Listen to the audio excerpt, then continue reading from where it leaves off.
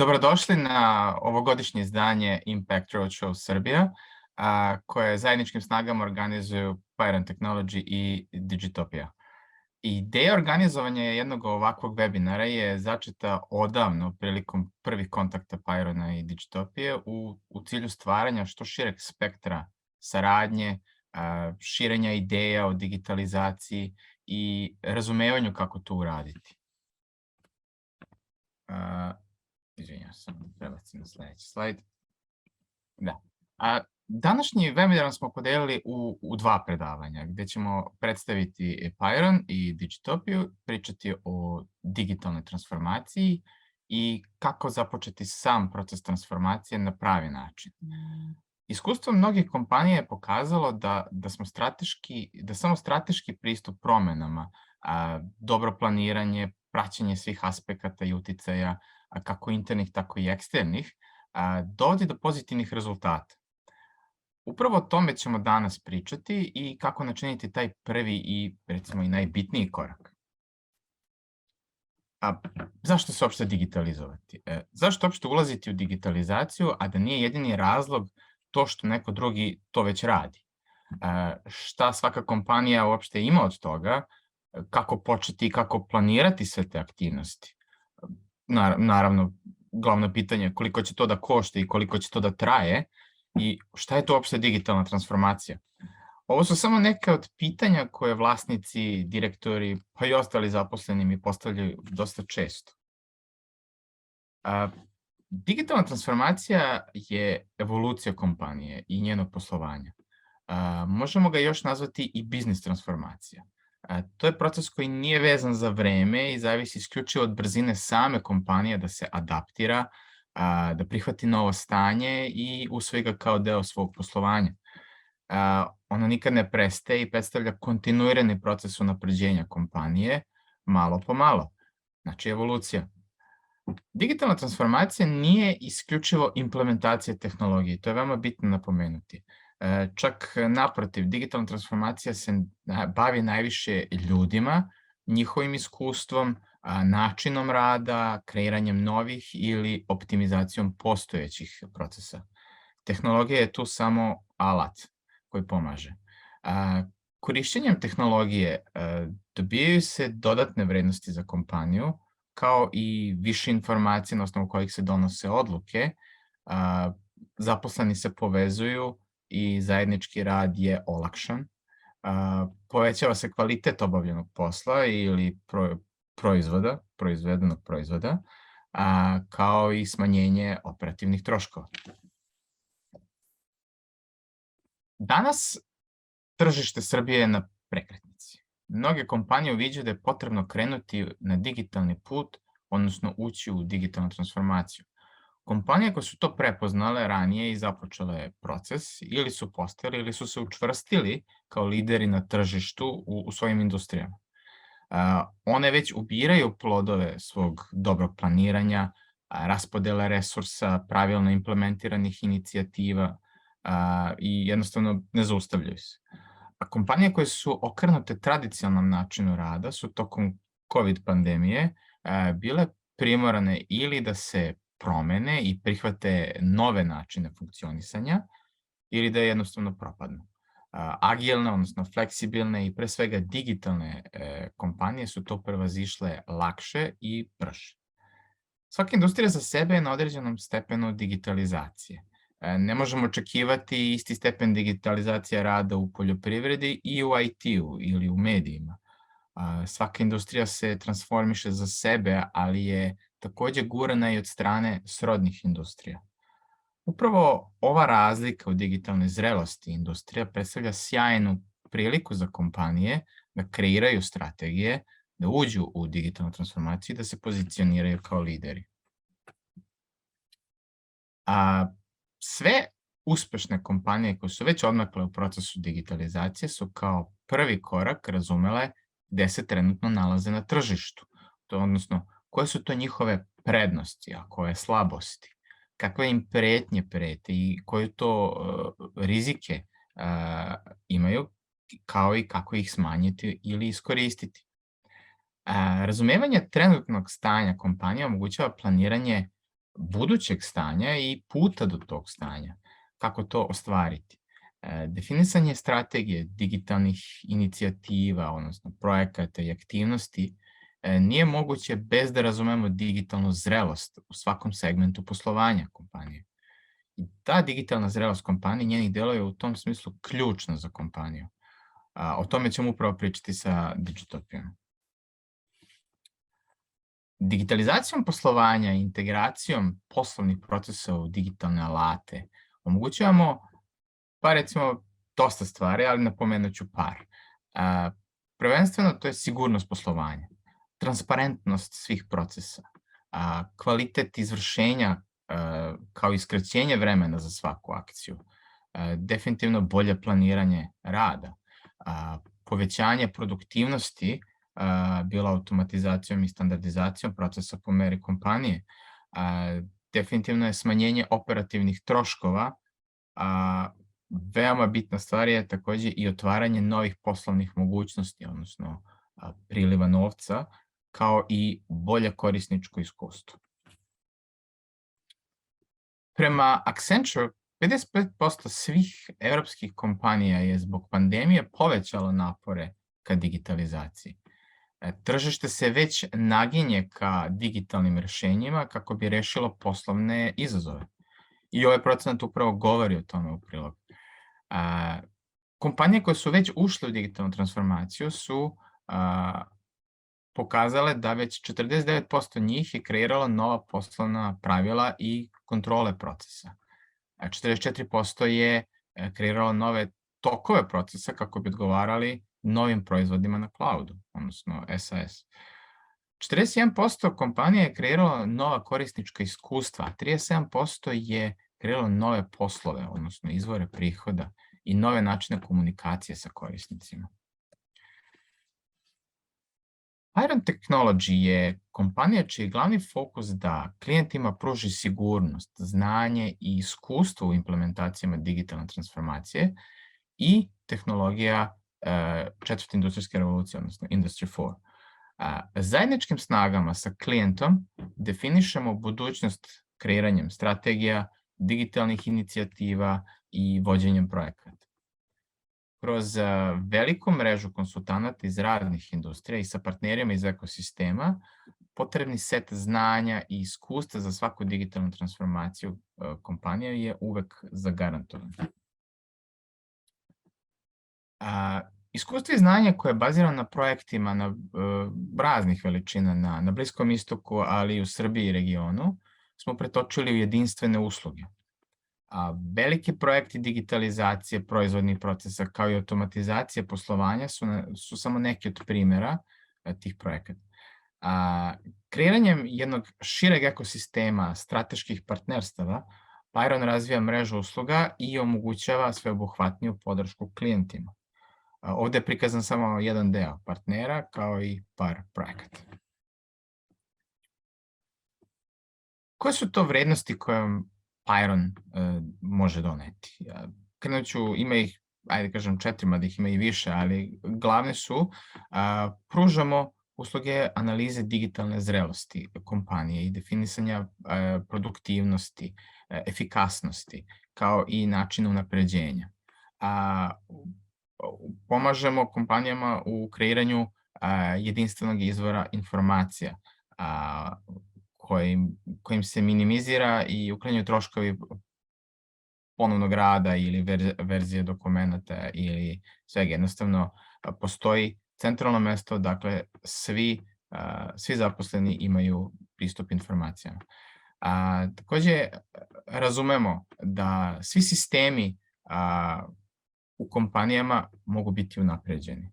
Jednostavno, povećanje produktivnosti, smanjenje troškova, odnosno povećanje efikasnosti i optimizacija je nešto ključno u svakoj kompaniji. Ono što smatramo veoma bitnim napomenuti je da je naš pristup usmeren na ljude, bilo oni zaposleni ili klijenti, ali ljudi su u digitalnoj transformaciji ključni i naš pristup upravo u tome to potpomaže. To je samo mali deo usluga koje mi pružamo i u zavisnosti od potreba klijenata i njihove digitalne zrelosti, razne inicijative se mogu definisati gde konsultanti Pyrona imaju iskustva u implementacijama i poznavanju specifičnih tehnologija iz domena četvrte industrijske revolucije. Stoga mnoge tehnologije nabrojane ovde su uključene u konsultantske usluge Pyrona i napomenut ću samo par. Ključno je upravljanje projektima, pametne ili digitalne fabrike, digitalizacija i optimizacija poslovanja i poslovnih procesa, predvidljivo održavanje ili predictive maintenance, koji je kao sledeći stepen praćenja rada mašina i uštede na održavanju, kreiranje internih poslovnih alata, odnosno aplikacija koje su definisane za specifičnu kompaniju i automatizacija poslovnih procesa. Životni ciklus proizvoda ili product life cycle management, gde se proizvod razvija i prati od samog koncepta do gotovog proizvoda, pa i dalje. Tu uključuje sam dizajn proizvoda, verifikacija pravilnog rada proizvoda, načina proizvodnje, kraj životnog veka proizvoda itd. Određivanje nivoa digitalne zrelosti kompanije, i to je upravo ono o čemu ćemo danas pričati. Planiranje i određivanje rasporeda rada mašina, takođe u skladu sa predvidljivim održavanjem. Industrijska 3D štampa ili additive manufacturing, gde pružamo konsultacije i implementacije industrijskih 3D štampača u proizvodnom pogonu.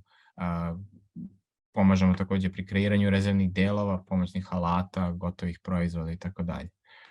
To takođe uključuje i posebne načine dizajniranja proizvoda za proizvodnju 3D štampanja. Digitopia i Pyron Technology su udružili snage kako bi kroz sinergiju svojih usluga i znanja pružile što sveobuhvatniju i potpuniju podršku digitalnoj transformaciji kompanija, odnosno naših klijenata. Jedna i druga kompanija donosi zanimljiv set usluga koje podižu sposobnost čitavog digitalnog ekosistema na viši nivo. Pyron Technology omogućava da se usluge kreirane od strane Digitopije prilagode i pruže na srpskom tržištu, uzimajući u obzir sve specifičnosti i poslovne izazove sa kojima se svi mi susrećemo. Bliže o Digitopiji i njenim uslugama predlažem da čujemo direktora i glavnog konsultanta Digitopije Halil Aksu. I'm switching now back to English. Halil, I just introduced yourself and please take over the presentation. Thank you. Thank you, Milos. Great to be here, great to be together with you. And with your permission, I share my screen and switch to my presentation. As you have described at the beginning, this is part of the Impact Roadshow, which started yesterday and takes place in 5 countries, including Serbia, which is this webinar right now. Thank you for the great introduction and the great insights you have provided. I think there are a lot of familiarities between different markets, especially in the eastern part of Europe. And I think there are huge opportunities and still a lot of important challenges to overcome in terms of digital transformation. And this is exactly what we are working on and what we are working on together with you. What's measured gets done, we love to say. And that's the reason why we invented this digital maturity index.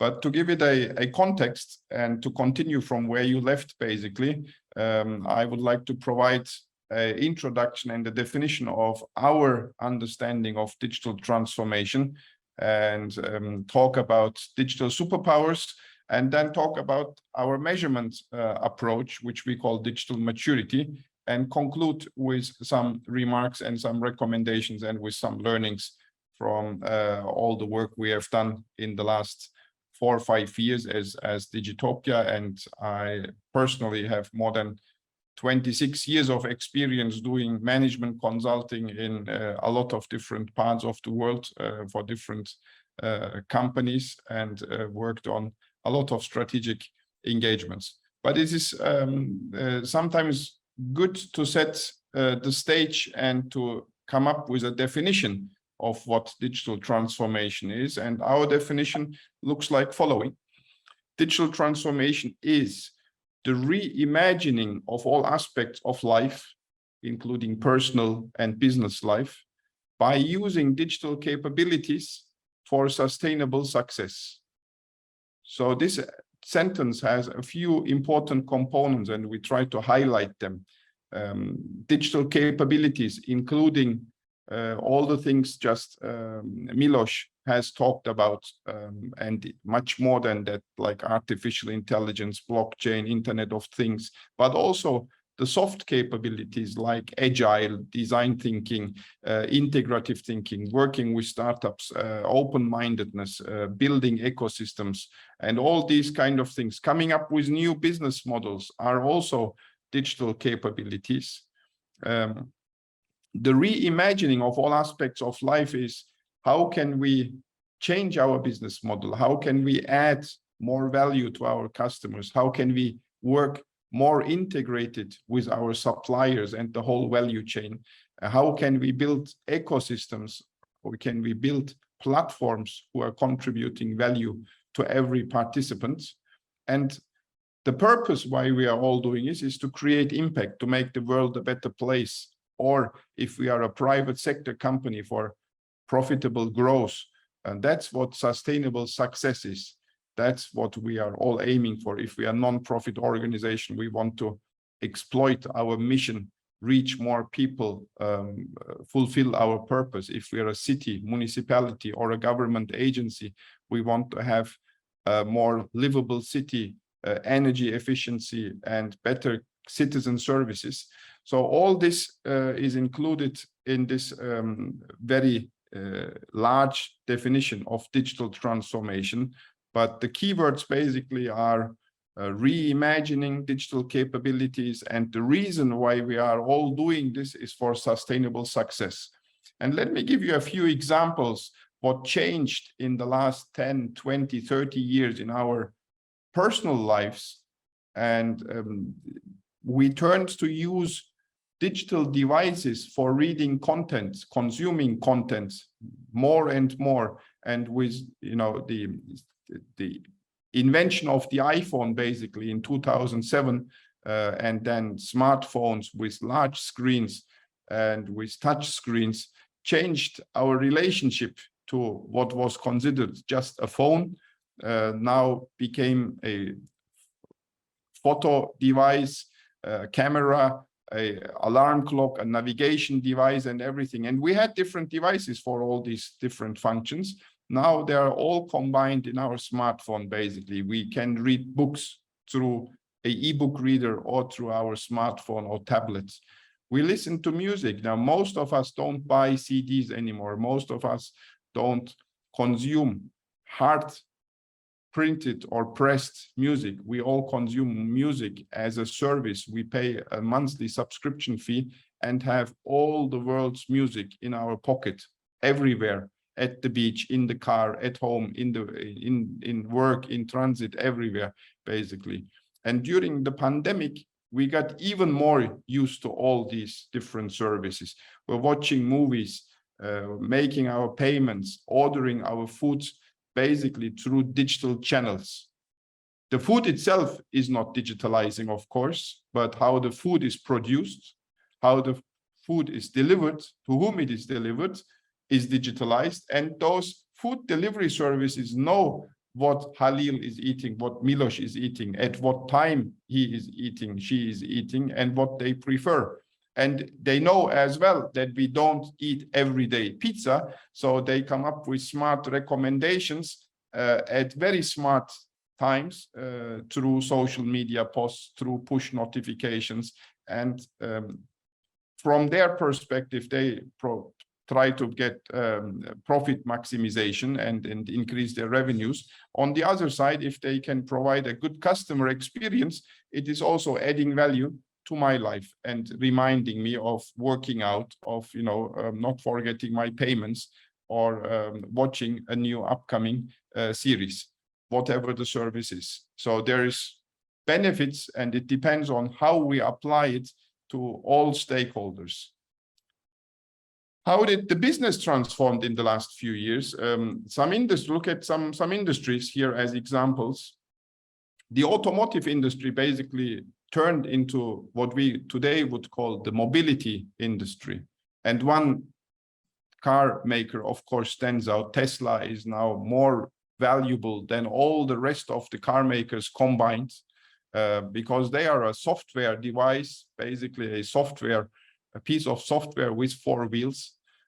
All the other car makers have a mechanical structure with a little bit of software in it, but Tesla probably is the opposite, and they defining the dynamics of the car industry. The whole industry is moving towards electrical vehicles. The whole industry will move slowly but gradually to autonomous driving. All vehicles become connected to the internet for infotainment, for telemetry exchange, for SOS services, and so forth. So the automobile itself will be, again, a physical device, but until a few years ago, it was considered part of the metal industry. Now it is considered part of the electronics industry, and soon it will be considered part of the software industry. So everything, this famous saying by Mark Andreessen, software eats the world. Software slowly but surely eats all of these industries. We see this happening in retail. The Amazons and the Alibabas of the world are changing, and in Europe you have the Zalandos and all the other big players who are changing the consumer behavior. And even if we are social animals, right? We like to go shopping, we like to go out if the pandemic circumstances allow it, if climate allows it, if the energy crisis allows it. We love to go out for shopping, but every shopper now has a mobile device in their hands, and they will do price comparison. And if he or she will find the shoe, the jacket, or the toy, or the electronics equipment cheaper online, they will buy it online. So multi-channel, omni-channel will be the key word for digital commerce in the upcoming years. The insurance industry is changing. So there is not one price for all car policies, because how much you drive and the way you drive will define how much you need to pay. The better you drive, the safer you drive, the more careful you drive, and the less you drive, you pay less, because your risk exposure is much less. The same in banking. We don't go to the branch anymore. All of us use mobile banking, and there's even now the neobanks, which change the model of banking. So Bill Gates, I think 25 years ago said, banking is needed, but banks maybe not. So we will see how the whole banking and the financial services industry is changing and turning towards more digital. And you know already that many banks have huge technology teams working on integration, on legacy systems, but also on good customer experience, mobile applications, artificial intelligence, and much more. And even the logistics industry, moving a good from A to B will be always physical, but it's a commodity. So the most important thing in the logistics industry is optimization. Which route to take, at which hour to take, and how to load the truck, which harbors to use, which airports to use, is becoming more important. And for a retailer or a manufacturing company, outsourcing your logistics, your whole supply chain, becomes possible with advanced 3PL, 4PL logistics services, which turn into software companies, basically. They are not shipping and transportation companies. They don't need even trucks anymore. They outsource all the trucks, but they have software teams which take care about your whole supply chain, your warehouse management, and your planning, optimization, routes, and forecasting, demand management, and so forth. So the future for all these industries and all the other industries which we have not touched upon is always more digital than today. More digital, what really means more digital? And this is what we now put our lights on. We call them the digital superpowers. We believe there are 3 main categories of digital superpowers.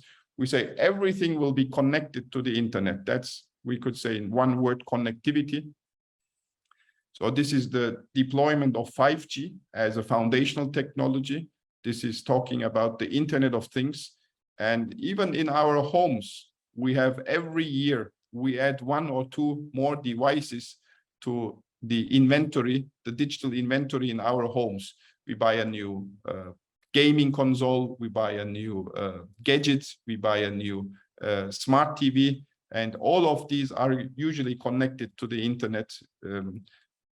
Assistants like the Amazon Alexa and kind of things, vacuum robots, they are all usually connected to the internet, and this turns our homes into smart homes. The same happens in office buildings, the same happens in warehouses, the same happens in factories, the same happens in retail stores.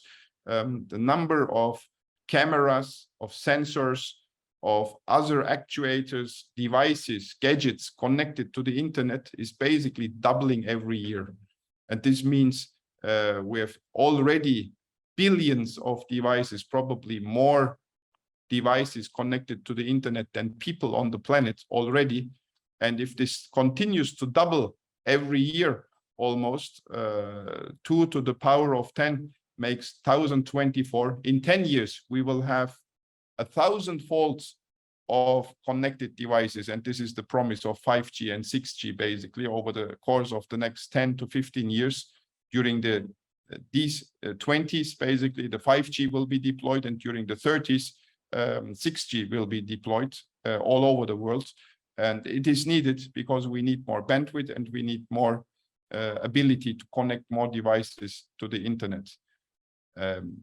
All those devices connected to the internet generate a lot of data, and that data helps us to make everything more intelligent. So when we talk about smart homes, smart cities, smart cars, smart factories, smart airports, smart supply chains, this is because all the equipment is connected to the internet, all the data is analyzed in the cloud usually, and they are able to take their own decisions. If nobody is there, the lights go off automatically. If somebody enters, the lights go on, as the most simplest example. And all the optimization is done automatically almost. And this is what we would call intelligence. So this will not take place overnight. So we'll talk about decades of investments in data management, analytics, artificial intelligence, and even more interesting technologies to be yet invented in the future. And once all these things are intelligent, they can integrate themselves automatically. So then we have end-to-end integration on the value chain. Customers just think of something and use their mobile phone, and the whole ordering process will be integrated end to end, and it will be instantly, almost instantly, quickly, as quick as possible, delivered to their home. This is applied to the overall replenishment processes. This will be applied to the dashboards of the company. This will be even applied to the digital twin of the factory, of the warehouse, of the whole value chain. And I can follow as a company owner or as a planning engineer what I need to do exactly, and can focus on the most valuable things and not just on the low level labor I'm doing these days in entering some data into some systems. So this is a transformation which will take place over the next few decades. So I would say even during the whole century, we'll continue to connect everything to the internet. All those things will become intelligent, and then they will get integrated very soon. And why we're doing this is not just because we love technology and it's just cool to plug things into the internet and put sensors out there, but there are some reasons to do this and some benefits we gain from doing this. And the benefits basically are: digital is light speed, and we like speed. We need that speed. We need that speed to satisfy our customers. We need that speed to help people in the emergency room of a hospital. We need that speed to save energy. We need that speed in many different ways. The faster the systems and the processes get, the more we will have time to live a more quality life, basically. So the speed is not about us talking faster and us doing more work and our life gets faster and faster. Our life is already too fast, I would argue, but to calm down, to enjoy life, to have more quality time with our family, to develop ourselves and to develop a better civilization and a better human condition, the systems and the processes need to get faster and provide more value, even become predictive and preventive. Another important benefit of digital is that it improves precision. We'll talk about that in a minute, but there is so much inefficiency and so much waste everywhere you look, basically, in our factories, in our energy system, in our education system, in our healthcare system, everywhere you look. And still, this is how the human condition, how our civilization is improving, basically, and digital will help us to make everything more precise.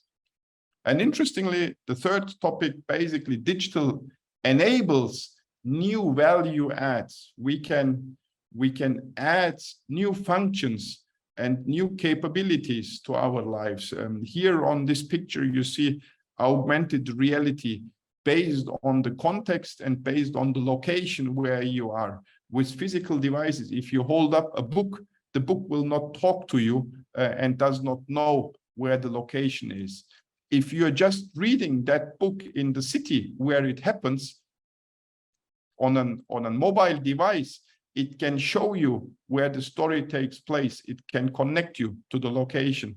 And if the coffee next door is just offering a bargain for you to have a break and sip a coffee, then you get that notification on your screen as well, because they probably know that you like to enjoy your morning coffee at this particular time, and they just pop up and remind you that you could have that coffee at a coffee shop just next door.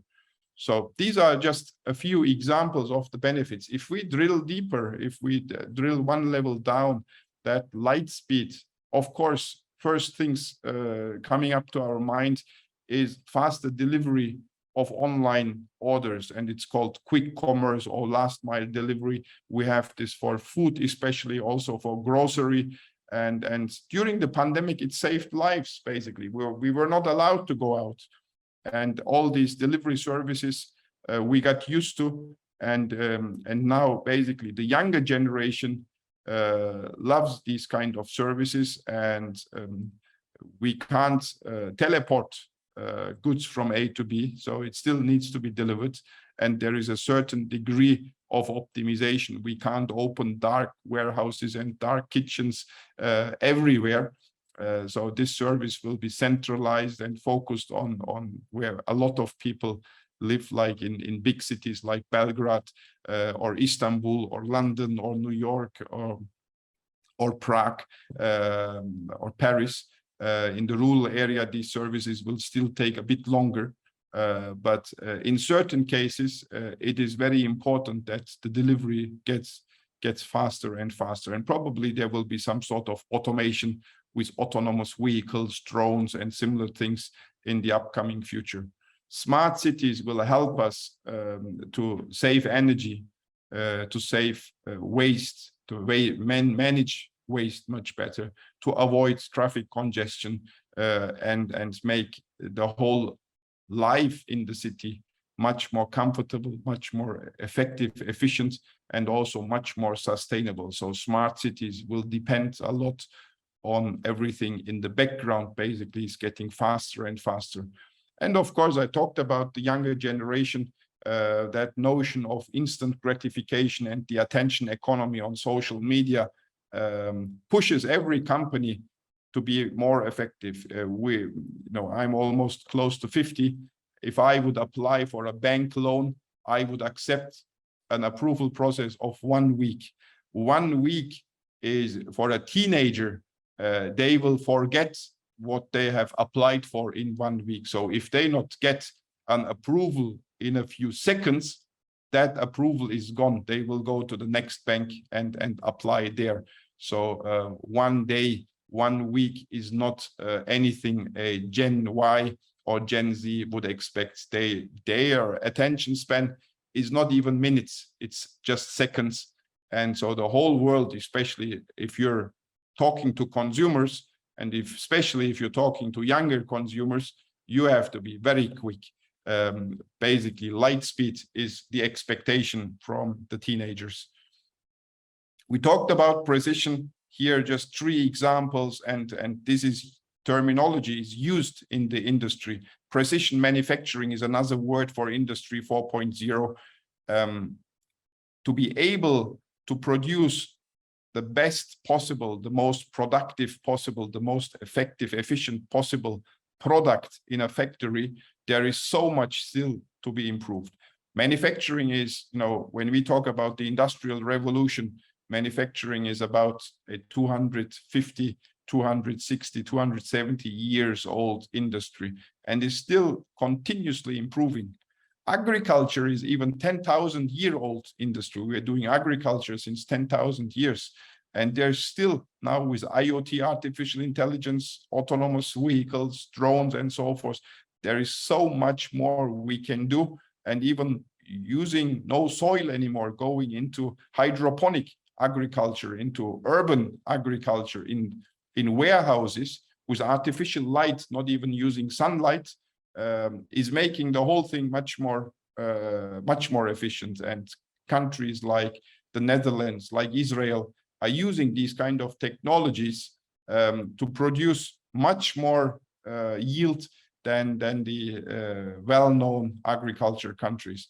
And looking at healthcare, basically, there we would call precision medicine, have a person-specific, a personalized treatment, including genetical level treatment, will be possible very soon. And so during this century, again, I think we will discover the treatments and probably even the eradication of many different diseases. And there is a very famous philosopher and an astrophysicer at Cambridge University. He's the royal astrophysicer. His name is Lord Martin Rees. He says, if we will survive the 21st century, the 22nd century will be marvelous.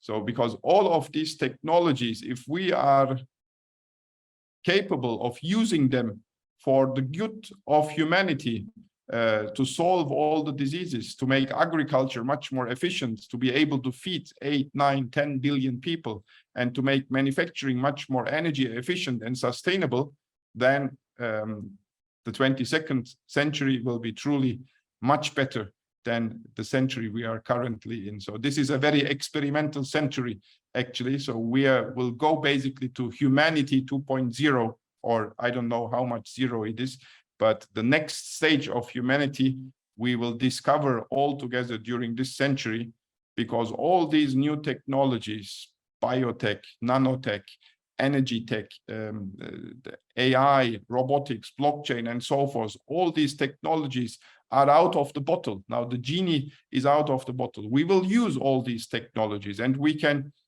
destroy our civilization with manipulation and fake news and bioterror and everything, but we also can establish a much more colorful civilization. I'm an optimist. I believe in the good in the people, and this is since Stone Age we have survived somehow, although we went through many wars and had different weapons and had also a lot of bad people around. But the majority of the people are very smart, having a good intention, and are very curious to make the world a better place and work in very innovative and very productive ways to improve the human condition. So my belief in humanity and the human capacity of doing good outweighs all the negative energy by far. So I'm a big optimist that tomorrow will be a much better than today. And to give you a few examples about the value add, again, during the pandemic, we were not allowed to go to the fitness center, but the gym came to our homes, basically, not just as a bicycle or a treadmill, but also in the form of a virtual trainer, or as a group exercise, which we would have done in the fitness center, but which was enabled through conferencing and other different services. This is a company in the United States called Peloton, and they would provide this service as a subscription. So you would get the equipment and the membership to the virtual gym as fitness as a service, basically, and you pay as much as you consume it. The same, now you don't need to own a car anymore. You could consume mobility as a service, which could be ride hailing, ride sharing, and also the use of scooters, e-bikes, and other forms of public transportation even. And this could be provided even by a smart city or a provider like Tesla or a provider like Amazon or anybody else who could help you to move from A to B with mobility devices, which you don't need to own, which are shared equipment, basically. And as well, another example is the mobile device in our hand is so powerful that it knows a lot about ourselves. It knows the location, it knows the context, and it could provide you with campaigns, with interesting information, and a lot of different context as a service. And here it's about creativity, it's about innovation. Whatever you want to do with these digital superpowers basically depends on your creativity and how you apply it to improve the customer experience, to improve the employee experience, to provide value to your partners and stakeholders and the whole ecosystem, basically. Now, having this context now of digital transformation and digital superpowers, the question we received from a lot of executives is always, where are we on this journey, basically? How can we benefit from these superpowers? How much have we already done? Where do we need to focus on? So, and this is what we call digital maturity. The digital maturity basically is the state your company is in concerning this digital superpowers and the definition of digital transformation. How digital is your company? And the reason why this is important is because you want to maximize your impact. All what we are doing basically, usually in our family, in our business, in our city, in our country, and as a human being providing value to the whole of the planet, is we want to maximize, we want to create impact. We want to accelerate that impact creation. What kind of impact we're talking here about? It's about innovation, it's about efficiency, it's about customer experience, it's about profitability, it's about competition. And therefore, we apply digital transformation or sustainability transformation. We believe that business or enterprise transformation is business evolution. So, and to understand where you are on this journey, we apply a certain measurement. So we can take your X-ray scan, a snapshot, a moment in time, and exactly tell you how digital your organization is. We call that digital maturity. And the digital maturity index is not just a consulting service. It consists of these 4 components. So we have a very strong methodology, which I'm going to explain in a minute.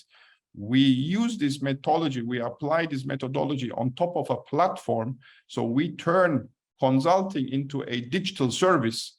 So this is not just a human-based service anymore. We have automated and digitally disrupted the way consulting is delivered.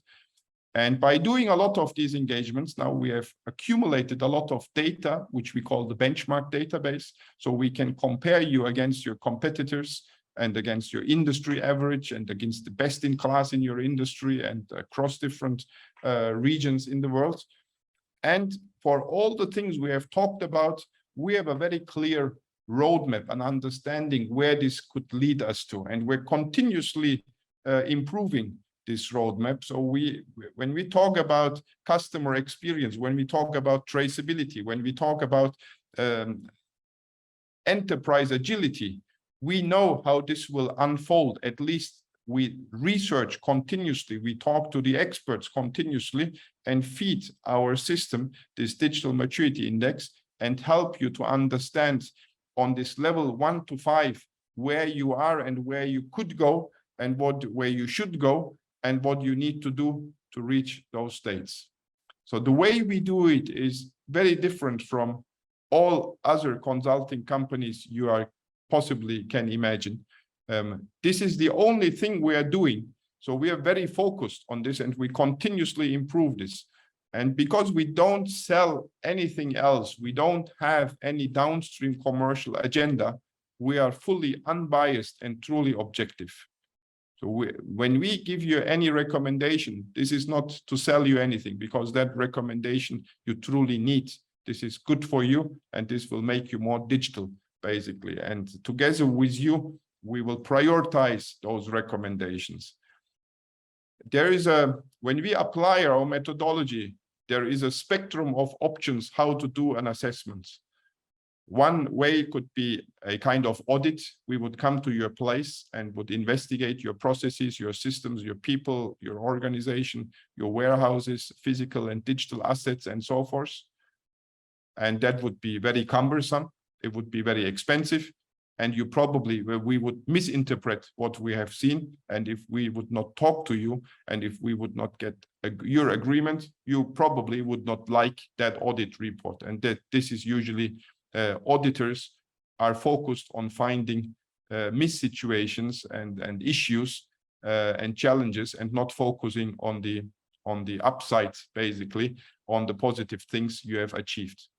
The other extreme would be, we give you an online self-service assessment, a survey on an internet screen, and you fill it out yourself. This is prone to error because you will be biased about when you are filling it out, about your company and about your situation. So we found the middle way. So we have a consultant in those sessions when we run those surveys, and that consultant will help you to self-assess yourself and to agree among your team. We would not do it with individuals. We would do it in a team exercise, having 10, 15, 20 people from your organization, and talk about those certain topics and agree. And that score, basically, you would own, because you would have done a moderated self-assessment. So this is our ideal solution, how we found to make the assessment a very educative, a very aligning, and a very engaging experience. And last but not least, we usually just don't run away after we have provided you your scores. We stay with you. We usually have 12 months or 2 years or 3 years agreements with our customers to become your continuous companion. And every 2 months, every 3 months, every month, depending on the service level, we would come back online usually and do a progress review session, like a steering committee meeting, like an advisory board meeting, and would follow if you are basically applying our recommendations and if you are progressing on your digital transformation journey. We have done this in 150 cases in the last 18 months, more than 20 countries, more than 10 industries, and have accumulated more than 250,000 data points, which makes our benchmark database very strong. These are just a few brands, the most known companies we have measured and have collaborated in the last 2 years, 3 years. Again, these are those 20 countries, including Serbia. Our collaboration with Milos is very valuable for us, and soon we will do measurements there as well. And these 6 dimensions, the methodology I was referring to, is what you see on the screen now. And this would be the methodology for our digital maturity index. And we split those 6 categories into the 6 dimensions in 2 categories. We have the customer, the operations, and innovation. Define your digital velocity. These 3 dimensions have a direct impact on the balance sheets, and these dimensions provide you with speed, with velocity, with agility, and with adaptability. On the other side, companies also need a strong culture, good people, talented people, sound technology, strong infrastructure, and also a solid governance structure and financials to succeed, especially in an uncertain world, in an ever-changing world like these days. And that's we call digital endurance. So you need basically both capabilities. We measure all these 6 dimensions, and in all these 6 dimensions, there's about 20 topics in each of those, which we are touching upon. So we do a 360 degrees business review On a scale from 1 to 5, 1 is the beginner level and 5 is the full digital level. Our database average currently is at 2.8. So there is a long way to go. 2.8 is around here. So the average company is not integrated yet. There are a few different digital investments, but by far the processes, the data flows, and the systems are not fully integrated yet. And you can imagine what I talk about. The best company we have ever measured was a 3.9. I believe there are a few companies who are on level 4, probably the Amazons, the Googles, the Facebooks of the world, probably some other e-commerce players and mobile applications or gaming companies probably. But the majority of the classical industries, banking, insurance, manufacturing, automotive, even retail, you would expect to be more digital. They are among the laggards behind. They have less margin and smaller teams to invest in digital. So they need to pick up. This is the reason why we see a severe shakeout in the retail industry. Almost every month, another retailer goes bankrupt. And during these days of difficulties and uncertainty during COVID, we saw many companies going bankrupt in different parts of the world. And this will continue because it's very difficult to compete with e-commerce players and to catch up with the customer expectation. So at the end of such an engagement, we come up with a report like this. So on the left-hand side, you see your overall score on the scale from 1 to 5. In the middle part, you see your scores in the 6 dimensions, and you immediately see where you're stronger and where you're weaker. And on the right-hand side, you see your benchmark comparison against the average and against the best in class. And again, you see where you're better than the average, where you're close to best in class, and where you're even below the average. If we have done this several times, we can report your past states. We see how much you have progressed in the last few years. And then we also help you to define your target states. And this shows the gaps, and this shows where you need to invest. And this also helps us to prioritize which would be the focus areas. In this case, probably this fictive customer would like to invest the most in the customer dimension to become more customer centric. And for this dark blue area, to bridge these gaps, we come up with recommendations. And together with you, our customers, we prioritize these initiatives, these recommendations based on urgency and importance, and this will be turned into a roadmap. So as I said, we have done this now almost 200 times in the last 3-4 years. In the 18 months, only 150 times. And all the learnings basically and all our conclusions shows that digital transformation is a journey. And there's this famous saying, if you want to go fast, go alone. But if you want to go long and far, go with a team. So this is a team sport as well. You can't do it alone. You need good partners like Pyron Technology in Serbia and their ecosystem. You need also internal strong capabilities, and you will achieve good things, and you will experience a lot of setbacks and challenges during the way. And this arrival point, most probably, will be a moving target. So once you think you have done a successful transformation, there will be new technologies and new business models and new competition, and you have to continue this journey. When you reach this peak, you will see that there are even higher mountains after this mountain, and even bigger seas and oceans to discover and to conquer. So there's this famous anecdote in Alice in Wonderland, as you know, when Alice meets the cat, and when she's lost in Wonderland, she says, you know, which way I need to take at a junction. And the cat asks, where would you like to go? And Alice really does not know, because it's the first time for her to be in Wonderland. And then the cat says, basically, it does not matter which way you go if you don't know where you would like to go. For businesses, you don't have this luxury. You have to very precisely know where you need to go, and you have to select a way. You can't just wander around like Alice in Wonderland. So our concluding remarks and recommendations basically is, first, you must know where you are in Wonderland, in the digital Wonderland. And for this, you should know your current state maturity. You should know your strengths and weaknesses. and you should compare yourself against your industry comparison, against your competitors. So that benchmark is very important. And then secondly, this is based on the leading change methodology by John Kotter from Harvard Business School.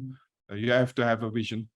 He calls it the shared vision by the guiding coalition. And even the first topic, the first step in that methodology is the sense of urgency. So if you know where you are and if you're behind your industry benchmark, then there should be a sense of urgency. You have to define your priorities, establish a roadmap, and align your organization. This is what Kotter calls the guiding coalition. Basically, at least they have to look in a similar or the same direction. Otherwise, everybody will wander around in another direction, and you will get lost in digital wonderland. And thirdly, until here, all this is potential energy. With execution, it turns into kinetic energy. So everything here is just talking, basically. If you not define projects, if you don't assign teams to them, and if you don't allocate budgets, nothing will happen, nothing will change, basically. And then you should trace and monitor. We call this strategy execution, and the management and the monitoring of strategy execution. And you also should calculate the benefits realization, basically, what worked out, what did not, how did it pay off? Because if you don't show the benefits of your investments after a certain while, the CFO will knock your door and will ask where all this money is spent and why all this money is spent. So you should better have an explanation. So that's basically our summary and our approach. We believe that the software eats the world, so the whole world will turn to digital over the next decades, and this is for a good reason. Digital gives you superpowers, and you should use these superpowers. And by looking at your maturity, you will know where you are and how much you can apply these digital superpowers. And we are very happy to be in Serbia, to collaborate together with Milos and his team at Pyron Technology. And this service and this partnership is here to help you and to provide you value. And if you are curious, we definitely now have some time for your questions, and we always are here for you to talk about the details in one-to-one follow-up meetings. Thank you very much for your attention. Exactly. Thank you very much, Halil. So if you have any questions, you can either raise your hand or write in the Q&A. Maybe I can ask one question. So how is Digitopia's approach is different from the other consultant companies? What are the key differentiators? Thank you. So we had this, I talked a little bit about it, but for usually the big four is our classical competition are the big four consulting firms. And for the big four consultants, basically, this is just a lead generation approach. So they would do the assessment only to come up with recommendations which will generate more work for them, because the big four in average have about 300,000-400,000 people around the world, and to be able to feed them such a small assessment, and we make this assessment very affordable. So we don't send a bus full of junior consultants to the customer and then come up with a not so valuable report at the end. We work very closely with the customer, and it's only one consultant, and only in 3-4 weeks we have accomplished the report and the roadmap and the priorities, and then it's all about execution. So our approach is much more pragmatic. It's totally unbiased, so we don't have any commercial agenda. We don't try to sell anything, and we don't have a hidden agenda. This is the biggest differentiator. On the other hand, we also, based on all this data, because this is our only service, we try to perfectize it continuously and improve it. We have different analytical methodologies like the digital vitality, the Ironman analysis, like the snowflake analysis, which we have, because of time, which we have not touched upon. But those customers who have worked with us see clearly our difference in quality and analytical capabilities. compared even to the biggest consulting firms on the planet. Yeah, great. Thanks. So maybe there is a question.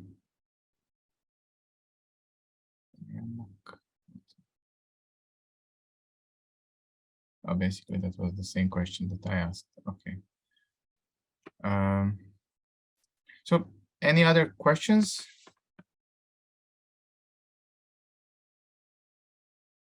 You're muted, Halil. Sorry. Yeah, there is one question in the QAs. You might by Yeah. I thought it's more or less the same what I asked, but let's check. Critical success factors, basically how business should take into consideration if they want to succeed in their digital transformation journey. So Yes. it's more about the critical success factors. We okay. can try to answer that one. So our research shows that most companies invest a lot in technology and believe that this will make them more digital. Technology is the most important enabler, but it's just the enabler. So the investments must go into the business transformation, basically. And so this is more about the digital velocity side. To have the best possible customer experience, you need to talk to your customers and you have to design that customer experience. That customer experience usually includes and involves some digital components like a mobile application, like better analytics and so forth. But it's not just technology investments. The same with operational excellence. It is also manufacturing execution systems, digital twins, traceability depends a lot on technology, but it also depends on process optimization, Lean Six Sigma kind of approaches. And so this is one important thing we see, that companies see technology almost equally to digital transformation, but it's not just about technology. Another important critical success factor, which is a very known one, but unfortunately, interestingly, not sufficiently applied one, is the notion of executive leadership and sponsorship. So this is very well known. John Kotter calls this the guiding coalition. We like that approach. We like the word guiding. So we don't expect executive involvement of the executives, but we expect their guidance. So they should show the direction and they should enable and delegate their people to follow that direction. And the coalition word we like as well, because the coalition is, we know this from politics, right? So two different parties, we just saw it this weekend happening in Italy. I don't know, I don't want to comment on the direction or the outlook of that, but they succeeded because they built a coalition, right? Three parties joined forces, and we see this happening. So you're stronger if you build a coalition. You might have different opinions, but you agree on some joint dimensions and joint values, and a reduced subset of the values. And this is in the least smallest denominator, and you can work on this, and this defines your direction, basically. And this coalition, this guiding coalition, is a very important success factor to succeed, because this digital transformation is already very difficult and is very cumbersome, and it will take a lot of time.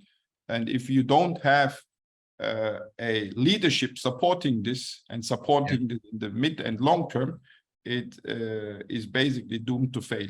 And thirdly, another important thing is probably the execution, and we focused on this in the presentation as well.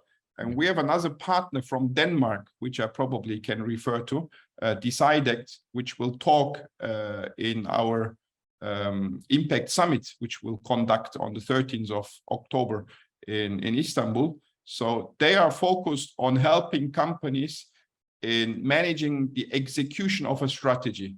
So there's many great strategies, and people love to talk about strategies. And there's strategy weekends where we define our strategies, and then we have nice PowerPoint presentations. and great handbooks, and we make them even storylines and narratives and posters and everything. But when it comes to the execution, sometimes there are issues, and the cascading down the strategy into initiatives and KPIs and strategy maps is not very well executed. So this team and their solution helps to do proper strategy execution. And I believe, truly believe, that proper execution is another very important critical success factor in succeeding with your digital transformation. Yeah, exactly. I completely agree with you. We have a question from Mr. Zdravkovic, who said, what kind of cooperation you had with Borusan Automotive? Yes, thank you very much. Borusan Automotive is a very good customer of ours.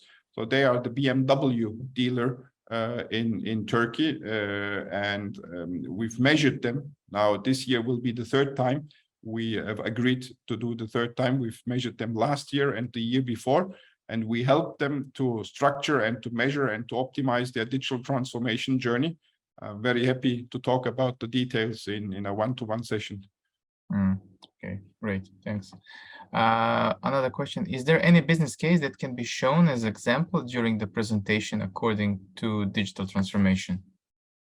So yeah, there's many business cases. There's many business cases documented on our website. We have on our YouTube channel, Digitopia YouTube channel, there's at the moment, I think, 4 very recent customer success stories of LC Waikiki, which is a big retailer. There's Aksu, which is a big chemical manufacturer. I think Borusan Automotive speaks on our YouTube channel. The lady which has just left, but the new chief digital officer is now, we've met him and we agreed to continue our work. And that leader, who was in another company where we have measured them before, will talk at our Digitopia Impact Summit as well about his experiences. And we have another good customer on our YouTube channel, and there are many more on our internet site.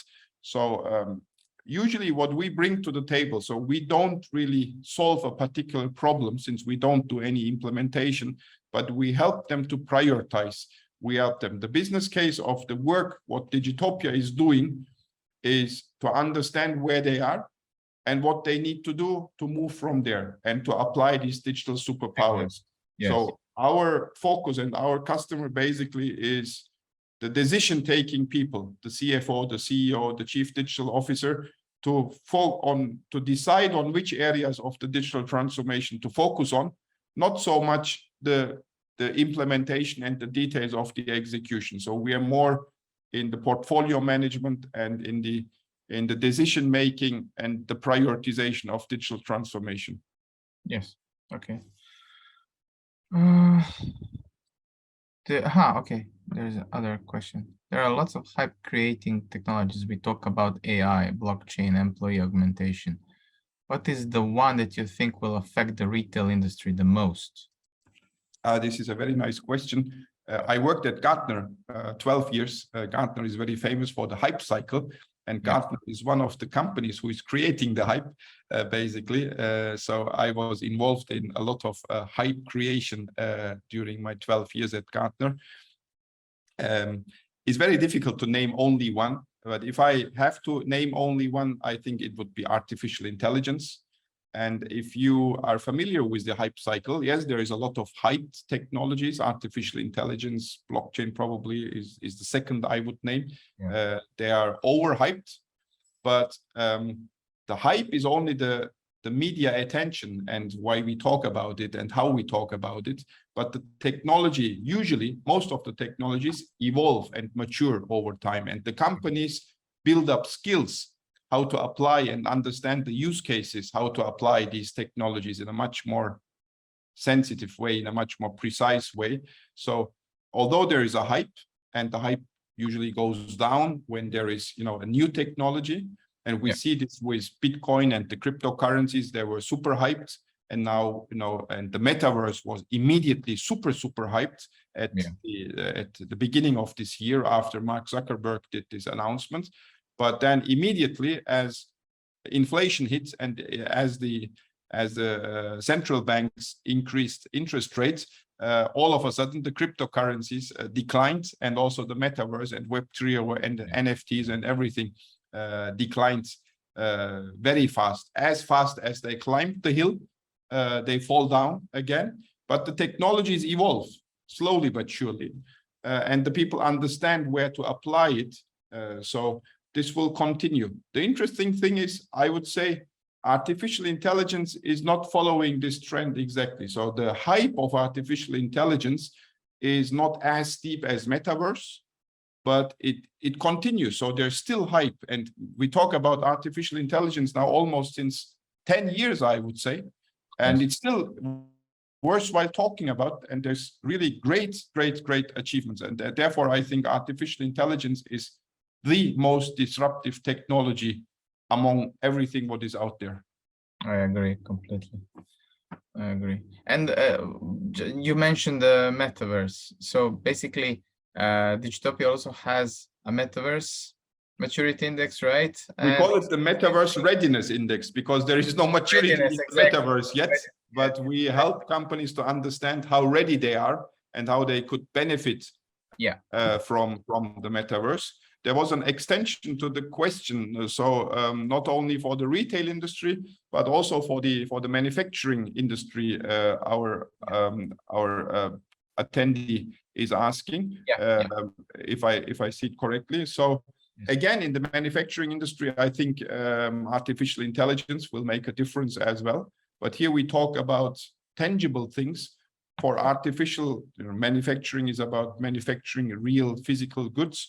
To be able to apply artificial intelligence, we need to collect a lot of data.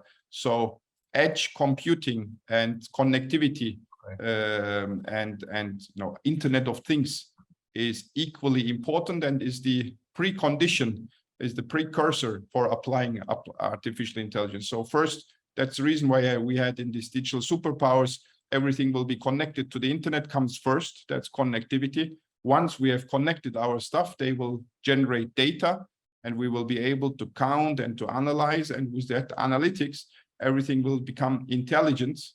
And again, here, I think that the third stage of that integration, what we called everything will get integrated in manufacturing and also in retail, by the way.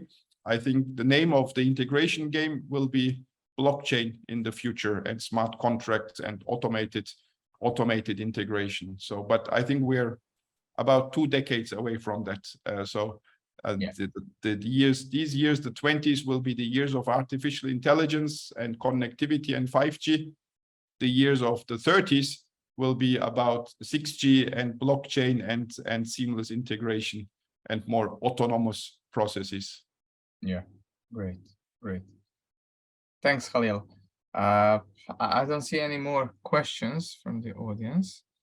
So that's great. Thank you, Milos. Great webinar. Thank you all the attendees for participating for the great questions. It was really fun answering them.